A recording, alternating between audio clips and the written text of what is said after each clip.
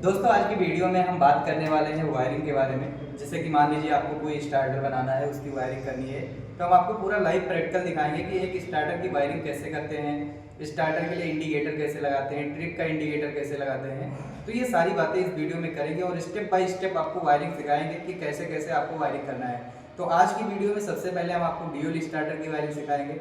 और dual starter में wiring सिखाने से पहले आपको ये बताना जरूरी है कि ड्यूल स्टार्टर में कौन कौन सा कंपोनेंट लगता है। आप साइड में देख सकते हैं कि ड्यूल स्टार्टर की वायरिंग दी गई है। आप यहाँ पे वायरिंग को देखिए, उसके बाद जो जो कंपोनेंट लगते हैं उस कंपोनेंट के बारे में मैं आपको बताता हूँ। देखिए, ड्यूल स्टार्टर अगर हम लोग बना रहे हैं तो हमें कॉन्टैक्टर की ज़रूरत पड़ती है। तो ये हमारे पास कॉन्टैक्टर्स हैं और 3 फेज इंडक्शन मोटर चाहिए ही हमें चलाने के लिए। और उसके बाद में ओवरलोड रिले भी चाहिए। अगर ओवरलोड रिले नहीं भी है तो कोई बात नहीं, आप चला सकते हैं, बट ये क्या होता है, सेफ्टी पर्पज़ के लिए अच्छा होता है। तो वहाँ पर आप ओवरलोड रिले लगा सकते हैं। उसके बाद में अगर आप देखेंगे तो इंडिकेटर्स के लिए, जैसे आप स्टार्ट इंडिकेटर लगाते हैं, स्टॉप इंडिकेटर लगाते हैं, तो उसके लिए हम लोग एक्सिलरी कॉन्टैक्ट या एड ऑन ब्लॉक इसको बोलते हैं, इसका उपयोग करते हैं। तो ये एड ऑन ब्लॉक होता है जो कॉन्टैक्टर के ऊपर लगता है। इसको हम कॉन्टैक्टर के ऊपर कैसे लगाते हैं, तो ये देखिए ऐसा होता है। कॉन्टैक्टर पे हम इसको ऐसे फिट कर देते हैं, ठीक है। इस तरीके से ये कॉन्टैक्टर में फिट हो जाता है और इसको हम बाहर निकाल सकते हैं। तो ये हम इंडिकेटर्स के लिए यूज करते हैं, होल्डिंग के लिए भी आप इसको यूज कर सकते हैं। और उसके बाद में हमें कुछ पुश बटन और इंडिकेटर्स चाहिए इसका वायरिंग करने के लिए। तो अभी हमने सारा कुछ व्यवस्था कर लिया है और हम आपको वायरिंग करके यहाँ पे पैनल बोर्ड पे आपको वायरिंग करके स्टेप बाय स्टेप सारी चीज़ें समझाएंगे। आपको दिखाएंगे भी कि कौन सा वायर किससे कनेक्ट होगा, कैसे कनेक्ट होगा, कहाँ पे क्या चीज़ें होती हैं। तो आइए अब आगे वीडियो में हम आपको वायरिंग सिखाते हैं। तो अब हम ड्यूल स्टार्टर की वायरिंग को करना स्टार्ट करेंगे। वायरिंग करने से पहले मैं एक बार फिर से आपको बता देता हूँ कि ड्यूल स्टार्टर बनाने के लिए हमें किस किस कंपोनेंट की जरूरत पड़ेगी। तो आप यहाँ पर स्टार्टर की वायरिंग में देख सकते हैं, इस स्टार्टर में दो सर्किट होता है। एक पावर सर्किट होता है और दूसरा कंट्रोल सर्किट होता है। पावर सर्किट का वर्क ये होता है कि इसके थ्रू हम मोटर को सप्लाई देते हैं और कंट्रोल सर्किट के थ्रू हम मोटर की कंट्रोलिंग करते हैं। कंट्रोल सर्किट का मतलब ये है कि जैसे मोटर को स्टार्ट करना, स्टॉप करना, मोटर स्टार्ट हुआ तो उसका इंडिकेशन दिखना चाहिए, स्टॉप है तो उसका इंडिकेशन दिखना चाहिए। ये सारी बातें हमारा कंट्रोल सर्किट करता है। और पावर सर्किट सिर्फ हमारे मोटर को 3 फेज की सप्लाई देकर के ऑपरेट करता है। तो सबसे पहले हम पावर सर्किट को रेडी करेंगे। पावर सर्किट को रेडी करने के लिए हमें एक एमसीबी की जरूरत पड़ेगी जो कि 3 पोल की एमसीबी होगी। और एक कॉन्टैक्टर का जरूरत पड़ेगा। कॉन्टैक्टर में आप 4 पोल का कॉन्टैक्टर भी ले सकते हैं और 3 पोल का भी कॉन्टैक्टर ले सकते हैं। उसके बाद हम लोग ओवरलोड रिले लगाएंगे और उसके बाद में हम 3 फेज इंडक्शन मोटर की वायरिंग करेंगे। तो इसको हम स्टेप बाय स्टेप करते हुए जाएंगे। तो आप देख सकते हैं कि यहाँ पर हमारे पास एक 3 पोल की एमसीबी लगा हुआ है जिसमें मैंने आरवाईबी सप्लाई दे करके रखा है। तो यहाँ से आप देख सकते हैं कि जो, अगर आप चेक करना चाहते हैं कि आपकी ये तीनों फेज सप्लाई आ रही है कि नहीं आ रही है, तो आप यहाँ से टेस्टर की हेल्प से चेक कर सकते हैं। तो यहाँ पर आप देख सकते हैं आर फेज, वाई फेज और बी फेज।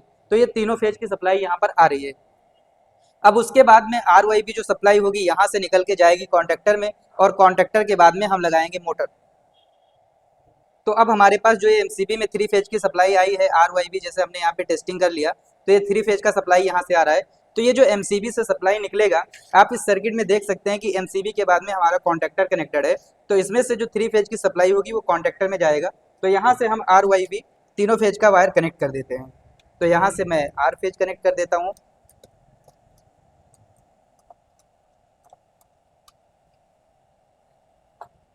और उसके बाद में वाई फेज कनेक्ट कर देता हूँ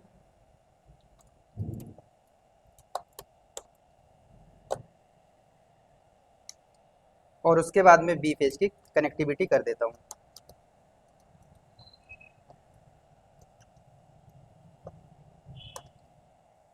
तो ये जो आर वाई बी फेज का हमने वायर लगाया है, ये यहाँ से निकलने के बाद में डायरेक्टली जाएगा कॉन्टैक्टर में।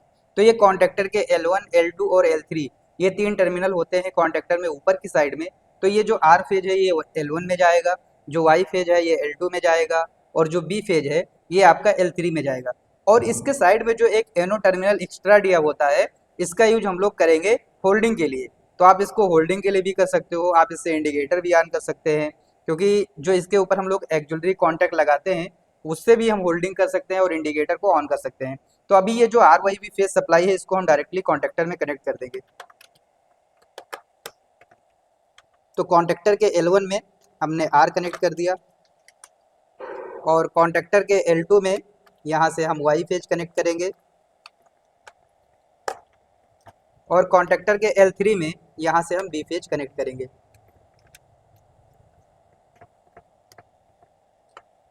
तो यहाँ पर आप देख सकते हैं कि एमसीबी के बाद में जो RYB सप्लाई गया वो गया कॉन्ट्रैक्टर को, और कॉन्ट्रैक्टर के जस्ट बाद में हम लोग ओवरलोड रिले लगाते हैं, आप वायरिंग में भी देख सकते हैं। तो इसके जस्ट बाद में यहाँ पे एक ओवरलोड रिले लगा हुआ है। तो अब ओवरलोड रिले के बाद में फिर हम यहाँ पे अपना मोटर कनेक्ट करते हैं। तो ये हमारे पास एक 3 फेज इंडक्शन मोटर है, जो कि अभी इसके अंदर स्टार कनेक्शन है। इसकी जो 3 वायर है RYB, इसको हम लोग कनेक्ट कर देंगे ओवरलोड रिले के नीचे टर्मिनल जो होता है T1 T2 T3, तो इससे हम इसकी कनेक्टिविटी कर देंगे। तो यहाँ से मैं R को कनेक्ट कर देता हूँ, उसके बाद में Y फेज को कनेक्ट कर देता हूँ यहाँ से, और उसके बाद में यहाँ से B फेज को कनेक्ट कर देता हूँ।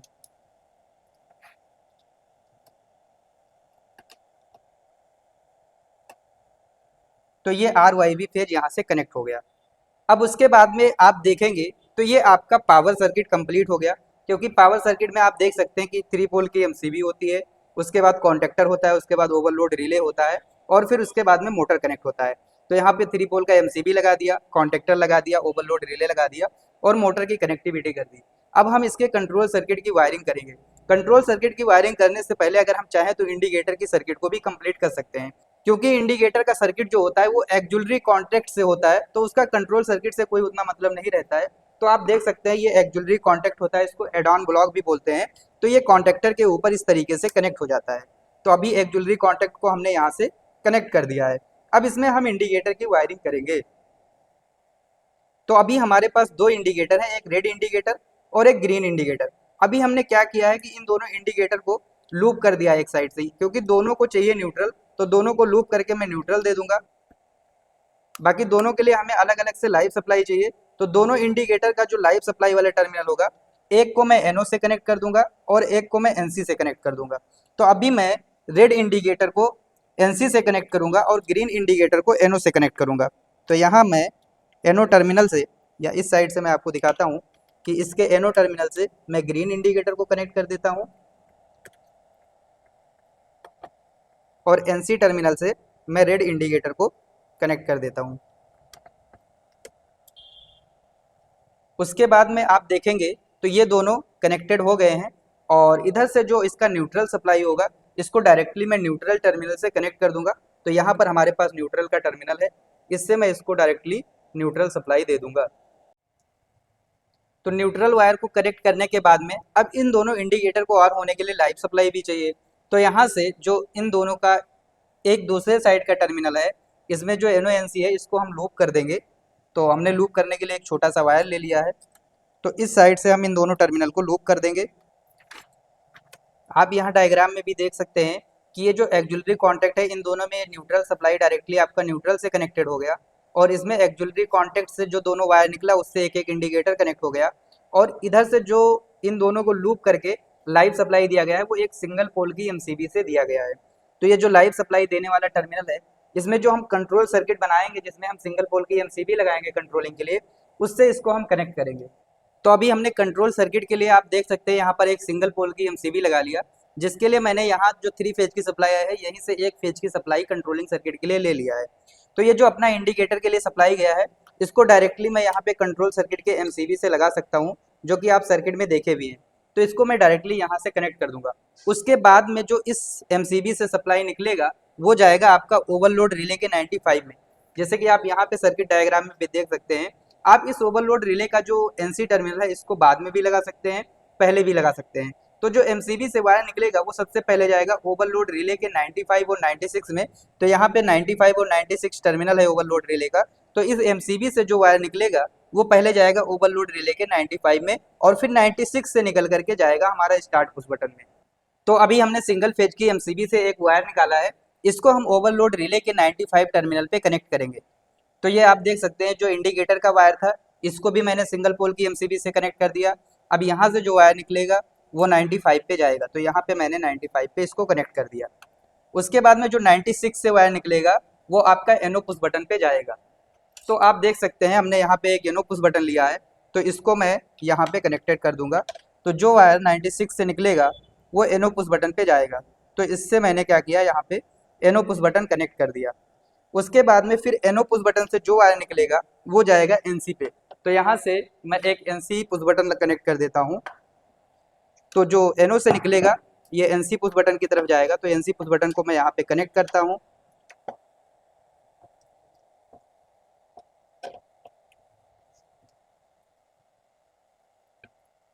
तो यहाँ पर आप देख सकते हैं कि एक एनसी पुश बटन को मैंने कनेक्ट कर दिया एनो पुश बटन से।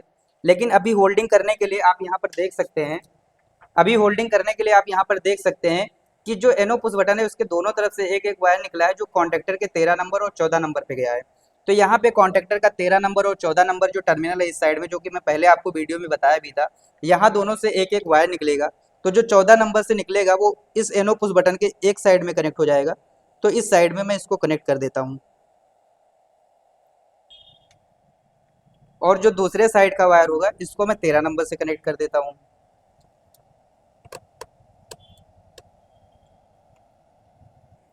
तो आप देख सकते हैं कि स्टार्ट पुश बटन के दोनों तरफ से मैंने एक एक वायर निकाला। एक वायर को मैंने 13 नंबर पे और दूसरे नंबर को 14 नंबर पे कनेक्ट कर दिया। ये एक्चुअली इस कॉन्टेक्टर का एनो टर्मिनल होता है। आप चाहो तो ये ऊपर वाला जो एक्चुअली एनो होता है इससे भी होल्डिंग कर सकते हैं। उसके बाद में ये जो एनसी पुश बटन है, इस एनसी पुश बटन से जो वायर निकलेगा ये डायरेक्टली जाएगा इस कॉन्टेक्टर के A1 पे। तो इस कॉन्टेक्टर का A1 टर्मिनल यहाँ नीचे दिया गया है। तो इसके A1 पे इस एनसी पुश बटन को हम कनेक्ट कर देंगे। तो ये एनसी पुश बटन से जो वायर निकला है इसके A1 पे कनेक्टेड हो गया। तो जो इस कॉन्टेक्टर का A2 है इस पर मुझे न्यूट्रल सप्लाई देना है। न्यूट्रल सप्लाई देने के लिए मैं इसको यहाँ से जो अपना न्यूट्रल का टर्मिनल है इससे कनेक्ट कर दूंगा। और इससे कनेक्ट करने के बाद में मैं A2 पे न्यूट्रल सप्लाई दे दूंगा। तो अभी मैंने ये न्यूट्रल सप्लाई A2 से कनेक्ट कर दिया है और इधर से लाइव सप्लाई A1 पे आ गया।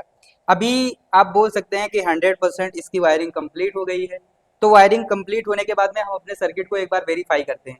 तो वेरीफाई करने के लिए आपको सबसे पहले अपने वायरिंग डायग्राम को उठाना है और वायरिंग डायग्राम के अकॉर्डिंग आपको सर्किट को वेरीफाई करते हुए चलना है। देखेंगे कि सबसे पहले जो 3 फेज की सप्लाई आई है वो एमसीबी में आया है। तो यहाँ से आप देख सकते हैं कि जो 3 फेज का सप्लाई है वो एमसीबी में आ गया। तो आप यहाँ पर 3 फेज की सप्लाई को चेक भी कर सकते हैं। तो यहाँ से मैंने चेक किया तो तीनों फेज में प्रॉपर सप्लाई आ रहा है।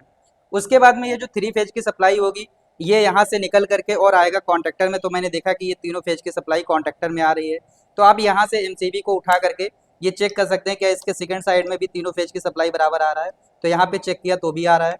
इस कॉन्ट्रेक्टर पे अगर मैं L1, L2 और L3 पे चेक कर पा रहा हूँ तो यहाँ भी तीनों फेज की सप्लाई आ रही है। मतलब यहाँ तक का मेरा वायरिंग कंप्लीट है। उसके बाद में फिर अब ओवरलोड रिले पे कब आएगा सप्लाई, जब हम यहाँ से इस कॉन्ट्रेक्टर को ऑन करेंगे। तो कॉन्ट्रेक्टर को ऑन करने के बाद भी यहाँ सप्लाई पहुंचेगा। तो यहाँ तक का सर्किट कंप्लीट है। तो इसका मतलब आगे भी ओके होगा। ये तो हो गया पावर सर्किट की बात। कंट्रोल सर्किट में भी हम एक बार वायरिंग को मिलाते हैं। तो वायरिंग मिलाने के लिए हमने देखा कि यहाँ पे सिंगल पोल की एमसीबी लगी हुई है। यहाँ से जो वायर निकला है ये आ गया ओवरलोड रिले के 95 पे और 96 से निकल के स्टार्ट पुश बटन में गया है। स्टार्ट पुश बटन से निकल के स्टॉप पुश बटन में गया है और स्टॉप पुश बटन से A1 में चला गया। उसके बाद में आप ये भी देख सकते हैं कि होल्डिंग करने के लिए यहाँ से हमने 13 नंबर और 14 नंबर का यूज किया है। तो इस स्टार्ट पुश बटन से हमने 2 वायर निकाला, एक कॉन्ट्रेक्टर के 13 नंबर पे और दूसरा कॉन्ट्रेक्टर के 14 नंबर पे लगा दिया। और उसके बाद में इंडिकेटर सर्किट के लिए हमने एक्जुलरी कॉन्टैक्ट का यूज किया है जिसको एड ऑन ब्लॉक बोलते हैं। तो यहाँ पे हमने एक एड ऑन ब्लॉक यूज किया है। इसमें हमने दोनों तरफ से लूप करके एक लाइव सप्लाई दे दिया है। और उसके बाद में जो दोनों इंडिकेटर हैं यहाँ पर आप देख सकते हैं, एक रेड इंडिकेटर एक ग्रीन इंडिकेटर। तो एक को मैंने एनओ पे एक को एनसी पे कनेक्ट कर दिया और इंडिकेटर का दूसरे साइड में लूप करके मैंने न्यूट्रल दे दिया। तो जब भी हम अपना मोटर को ऑन करना होता है तो सबसे पहले हम लोग अपने कंट्रोल की सर्किट को चेक करते हैं कि हमारा कंट्रोल सर्किट ओके है कि नहीं। जब कंट्रोल सर्किट ओके रहता है फिर ही हम क्या करते हैं, पावर सर्किट को ऑन करते हैं। तो यहाँ पर मैं पहले सिंगल पोल की एमसीबी को ऑन करता हूँ।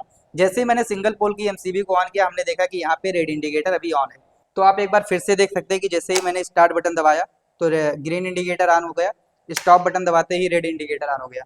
तो मतलब इस तरीके से हम बोल सकते हैं, तो इस तरीके से हम बोल सकते हैं कि हाँ मेरा कंट्रोल सर्किट अभी ओके है। उसके बाद में जब कंट्रोल सर्किट ओके रहता है फिर हम पावर सर्किट को चेक करते हैं। तो पावर सर्किट के लिए सबसे पहले मैं स्टॉप बटन दबा देता हूँ, यहाँ से 3 पोल की एमसीबी उठाता हूँ और फिर स्टार्ट बटन को दबाता हूँ। जैसे ही मैंने स्टार्ट बटन को दबाया आप देख सकते हैं कि ये मोटर यहाँ पे अभी रन हो रहा है। और जब मैं स्टॉप बटन दबाऊंगा तो मोटर बंद हो जाएगा और ये अपना रेड इंडिकेटर ऑन हो जाएगा। तो इस तरीके से आप एक ड्यूल स्टार्टर की कंप्लीट वायरिंग कर सकते हैं। अगर इसमें मान लीजिए आपको ट्रिप इंडिकेटर भी लगाना है तो ये आपका ओवरलोड रिले का 97 और 98 टर्मिनल बचा हुआ है।